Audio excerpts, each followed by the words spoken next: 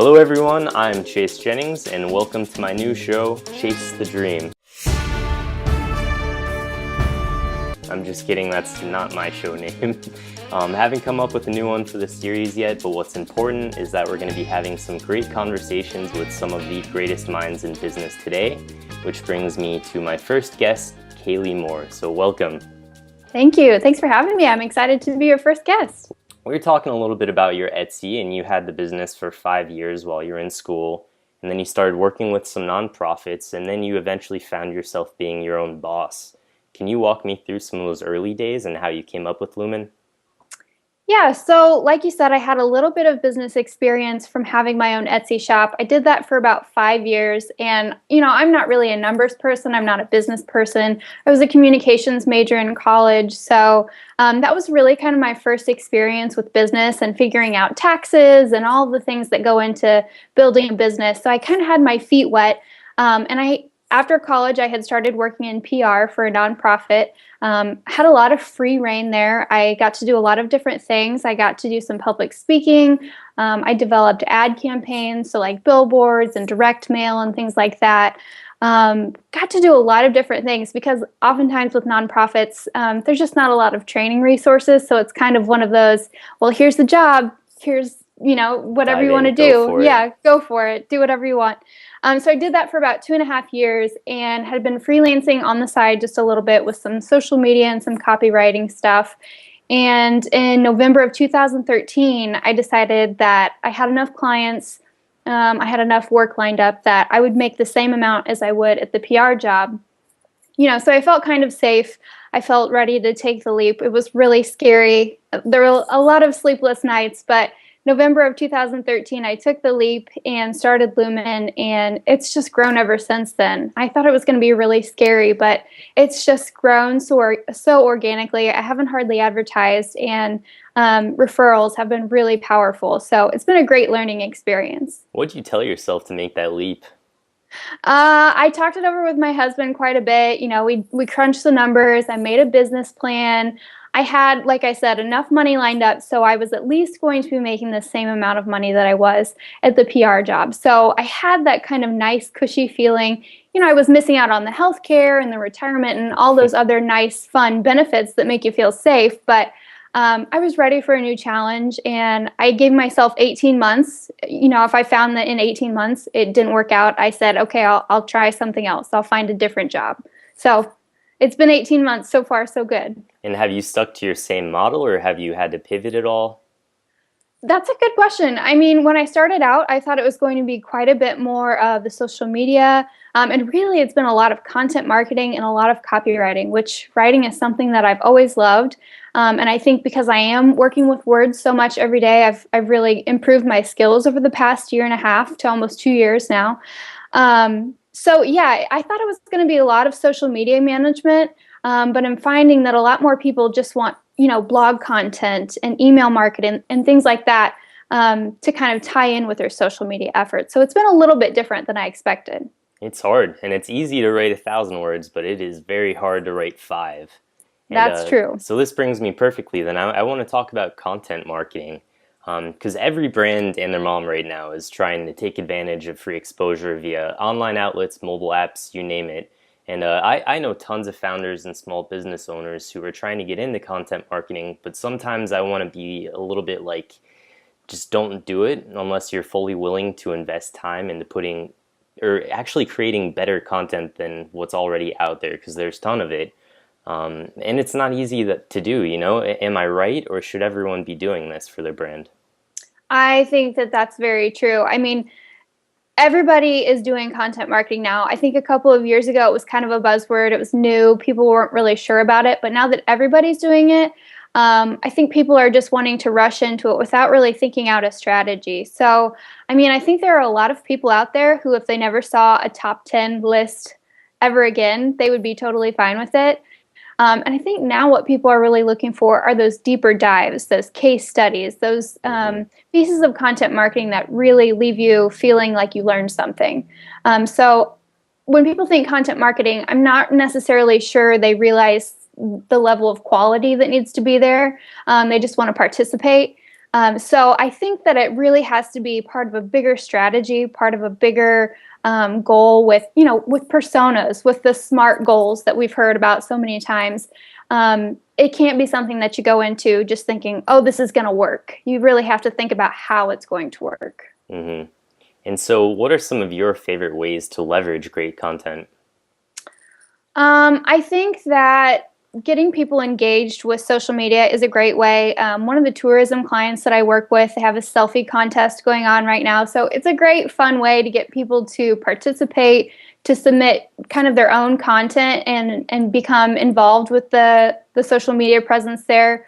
I also really like to see, like I said, those content pieces that take a deep dive and that say, I mean, even if you failed, even if it's something that you tried, a theory you tested out, and it turns out that you are wrong, when people share those unique learning experiences, those are really powerful for readers and for audiences. Mm-hmm.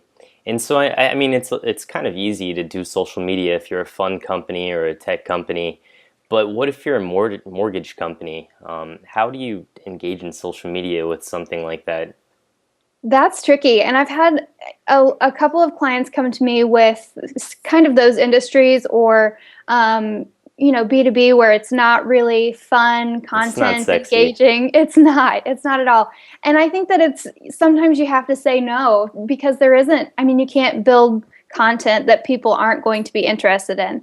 I Mm-hmm. think there are ways to be smart about it and to produce meaningful pieces of content around the information that those audiences need to know and that their target markets are looking for. But I think it really takes an expert to build those pieces of content. So just reaching out to somebody who does this, you're definitely going to want to go to an expert for those types of things. Mm-hmm. And now, when you go to the experts, they're going to tell you that you need analytics. And everyone talks about analytics, everyone knows you need to use them. But how do you actually measure them? I mean, it's easier to talk about them, but what are they? I think it's different for different clients. I mean, some clients just want website traffic. Some of them want to buy a product. Um, and whatever their end goal is, those are the numbers that you study, and those are the numbers that you're always striving to push up. So, um, even with the clients that I work with, some of them are just trying to build awareness around their brand. So, it's things like Facebook advertising, Google advertising. Um, just boosting their website traffic so more people know that they're there. Whereas for other people, they really want to see their product purchases go up. So you really have to think about what the goals are and then help that unique client achieve their different goals. Hmm. All right, and so let's talk a little bit about copywriting then. Because I was just reading an article on Growth Hacker talking about Upworthy and how they've become the fastest growing media site almost in history. I think it's 48 million visitors a month. Wow. But it's all because of copywriting. They're just taking old articles and replacing those headlines with irresistible ones. So, how do you personally know when you have the perfect headline? Well, I've been really lucky to work with Campaign Monitor, which is the email marketing service. They're based out of Australia, but I've done a little bit of ghostwriting for them. And they have a lot of blog content, a lot of email content around that very subject. And there are lots of different things that make a great headline. Emotional words, things like how you set it up, that theory of anticipation. Lots of different things go into creating those headlines that you just can't help but clicking on. I think it really comes down to, though, creating a sense of urgency, number one, and then two, making sure that you're offering something really valuable and interesting on the other side of that headline. So you can have the best headline in the world, but if people click through and find that your article is garbage, it's not really going to be that helpful. So I think the headline is kind of the key to getting the door open, and then you have to have that really solid piece of content on the back end. Do you have any aesthetic growth hacks, so to speak? I mean, I've heard of using a period at the end, or not using a period at the end. Maybe using punctuation marks or numbers in the beginning. I think using numbers is a great one, but as far as punctuation, as far as a specific setup, no, I don't really have that. But I can tell you that the emotional value index, the EMV index, that's a tool you can use online. That is pretty successful at determining the emotional value of your headline, and that can help you figure out, is this something that people are going to be interested in? So it can help you rephrase and find better, more emotionally charged words, which has been pretty effective in my experience. Huh. And what's that site again? That is the EMV index. I'm not sure of the website off the top of my head, but if you Google it, the website will come up. I'll post the links in the video below. So next then, I mean, I've seen you posting on a lot of different mediums, Medium being one of them, LinkedIn, Tumblr, your own site. Has anything really surprised you about the effectiveness on any of these? I mean, what do you think is best? I think Medium is pretty powerful for just, I mean, it's changed now. When I started writing on there, it worked very differently than it does now. But I really like the statistics that you can see there. So I really have a good feeling of readership there. And that one has seemed to get some strong traction. I don't know if it's the community there. I don't know if it's based off of my own following, because that is pushed out through social media. So LinkedIn is another one that I think is really powerful for reaching a professional type audience. I do so much blog writing for other people that I feel bad. I feel like I've neglected the Lumen blog sometimes, but I try to put regular content there from time to time. But I think the most value comes out of Medium and LinkedIn as far as being an individual professional. Yeah, and now as you scale, do you ever have to outsource your copywriting? Not at this point. I'm really pride myself on being super efficient. So far so good on that front. But I have had to learn to say no a little bit, which is really hard, especially when you're still fairly new to your business. You want to say yes to everything all the time because you love growth and you love to see yourself doing more things and trying new challenges. But I've had to learn to say no and to take on more quality jobs instead of smaller jobs that are maybe one-offs. So I've learned to kind of look for those opportunities that are going to be more long-term and more quality work. All right, and I also saw that you've written a #1 Google search ranking article, which is pretty much gold to everyone nowadays. So how can someone be like Kaleigh? How do they do that? Oh, I don't want to give away the secret sauce. Actually, I don't think there is one, but No. I have found that using just Google's free keyword planner is a really great tool for finding those low to medium volume competition keywords. I'm not an SEO expert, but that tool has been really powerful. And again, I think it depends on the site that you're writing for. If they have great content there that's relevant to those words that you're working for with keywords, that's really going to improve the likelihood of you getting that #1 spot. You can't just write one article and think, oh, this is really great, it's going to be the #1 spot. It's a really long-term process. You have to blog for like 5 to 8 years before you can even think about getting into that spot, I think, in most situations. So definitely is, it's an ongoing piece of work for sure. Oh boy. And so now let's talk a little bit about newsletters. Let's say you're getting a bunch of new subscribers, but eventually you're going a little bit stale. How do you reverse that and get that beautiful hockey stick? That's a good question. I think that sometimes when it starts to get stale, you really have to rethink your newsletter and kind of take a fresh outlook on it and maybe spin it and say, hey, be very upfront, be very honest. Say, hey, I realize the content here has gotten a little bit boring.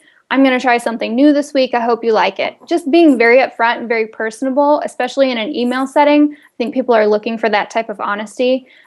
So, Paul Jarvis is a great example. Not that his email content ever gets stale, but that very conversational, down to earth. You feel like you're an old friend when you read his emails. I think taking that approach can be really effective for maybe fixing an email that's kind of stale and boring. Right. And so a lot of the same thought process, though, goes into your branding. So let's test out your skills. How would you advise me to come up with a new show name? Oh, that's tough. See, those are the things that I stay up at night thinking about. I think about it and I think about it and then I dream about it and I'm still thinking about it the next morning. I would say ask your audience. Ask your audience. If you have a couple ideas, throw them out and see what people say, because they're the ones who are going to be listening to the show, so they probably have the best feedback for you. I would say come up with maybe 3 or 4 that you like the best and let them pick. All right, audience, you heard it. Post your comments below. We got to get rid of Chase the Dream. Oh boy. And now you've been a company for 1.5 years now? Yeah, just about a year and a Just half. about. Yeah. What do you wish you would have known from the beginning so that you could have been as efficient as possible? Um, I think again, just the not always saying yes. It's so tempting to say yes all the time when you're starting out because there's that fear of failure. Hmm. I think you have to really learn to invest your time wisely, and work with clients who want to work with you on a long-term basis and really see a value in what you do. I think when you're starting out, you just want to say yes, and you're also willing to charge bottom dollar because you think, oh, I'm not very experienced, I don't know what I'm doing. But if you're producing great work and you're finding that you are getting the results that your clients are hoping for, and sometimes even better, that's when you need to start incrementally increasing your prices, which is something I kind of had to learn along the way. I think I started out really low, and the clients I was working with saw some fantastic results, and then I was like, oh man, I'm charging so little. Maybe I should rethink this. So moving forward, I would say, okay, for this service, I'm going to upcharge by 10 or 20%, and just kind of experimenting from there as you build up your work and you have those numbers to share with people. And so, I mean, are your prices pretty much the same from client to client, or how do you go about negotiating sometimes? Because that's a hard conversation to have. It is. I think with different clients, their needs are different, so the projects are different. So I really try to work with clients after I figure out what it is that they're looking for and what their budget is, and kind of go from there. So as much time as I spend sometimes sending out price quotes and having those conversations, I think it is worth it because when you can have that solid understanding of what it is you're supposed to be doing, that's when you are able to say the proper yes or no based on the projects and then their respective budgets. How did you learn how to price yourself? Some of it was from asking around. Some of it was from realizing, like I said, the results were really what the clients were hoping for, and sometimes beyond their expectations. Just doing my homework and seeing, what other people were charging for location based and then industry based. The numbers are kind of all over the place. You never really know, so you kind of have to think about the work that you're doing and kind of go from that point. Okay, and I know you're a big fan of automation. What are some of the first processes that you had to automate in the game, or that you wish you could have? Um, hmm. I use for the social media things that I do a lot. I use tools like HubSpot and Hootsuite, so those have helped with automation. I think tools like Campaign Monitor are great for email automation. Right now, my email list is still fairly small, so it's not. It's still something that I devote a lot of manual time to in terms of production and copywriting and sending out and everything. But I think that without the tools like HubSpot and Hootsuite, my job would be so much harder. So I use those from the very beginning, which I'm really happy about. HubSpot took some serious training because it's got so many different tools Massive. and uses. Yeah. But I did spend the time to do that, and I think that has helped and made a big, big difference. And you also stressed the importance of finding an accountant when starting out. I mean, why is that so important? Shouldn't I be trying to do that myself if I'm the owner of a small business?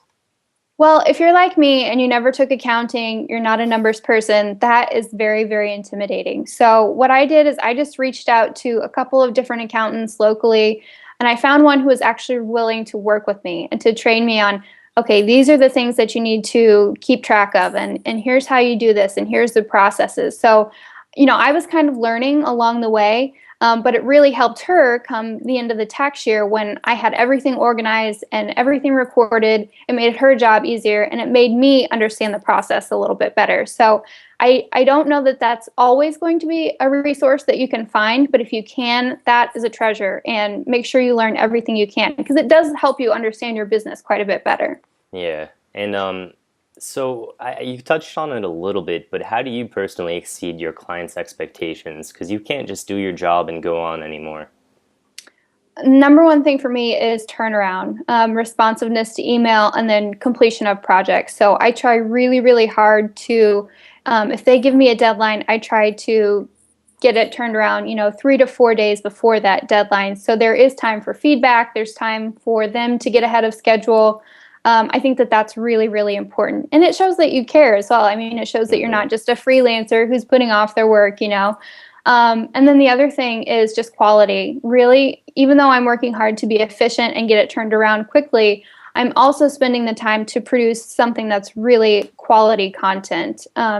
So sometimes that means late nights, sometimes that means working on weekends to get things finished up, which is not necessarily something I would recommend. But when you're first starting out, if you're young like me, I don't have kids, I don't have a lot of things pulling at my attention. So I've tried to build up those relationships through that type of service. And have you ever had to fire a client?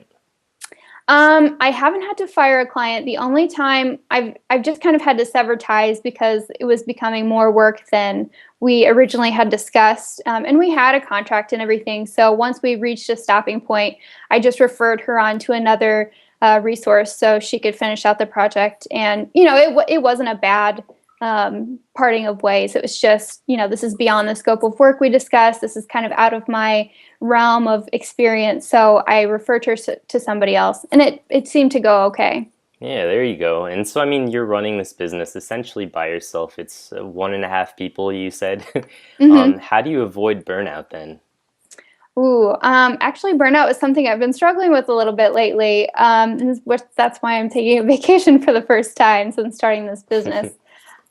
It's really hard to, especially when you have things coming through to your phone and have them just constantly pulling at your conscious to shut off and to disconnect from your work. So I think that it's really important to allow yourself those times to decompress, to walk away, to not look at your email and constantly be thinking about it, because otherwise that makes the fun go out of your work. So this year, one of my priorities has been to kind of step back a little bit, allow myself some breathing room, and make sure that I'm not devoting all of my time to this business, because there's more to my life than this business for sure. That's easy to forget.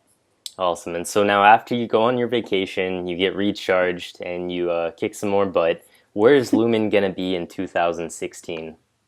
Well, one of the things I'm working on this year is producing some ebooks and some resources to kind of make my services and what I know a little bit more scalable. I'm really excited about those. I think they're going to be awesome resources for people. I wish they were finished now. They're really close, but not quite yet. So I'm working on, working with fewer clients for kind of larger scale projects, kind of paring down some of those smaller one-off projects and really focusing on producing some content that people can use at their disposal. So ebooks, templates, things like that. That's what's on the radar for me moving forward. Yeah, sounds like you're becoming the next HubSpot almost. I don't know about that.